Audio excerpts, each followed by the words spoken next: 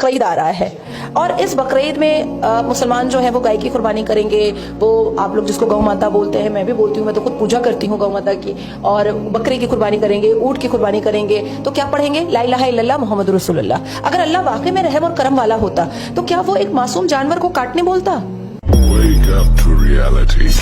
अल्लाह तक न उनका गोश्त पहुंचता है और न खून, बल्कि उस तक तुम्हारी परहेजगारी पहुंचती है। इसी तरह अल्लाह ने उनको तुम्हारे जेरे फरमान कर दिया है, ताकि इस बात के बदले कि उसने तुमको हिदायत बख्शी है, उसे बुजुर्गी से याद करो।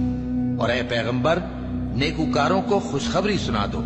और हमने कुर्बानी के एक बड़े जानवर से उनका यानी इस्माइल का फिदिया दिया, और पीछे आने वालों में हमने इब्राहिम का जिक्र खैर बाकी रखा कि इब्राहिम पर सलाम हो। नेकूकारों को हम ऐसा ही बदला दिया करते हैं। बेशक वो हमारे मोमिन बंदों में से थे।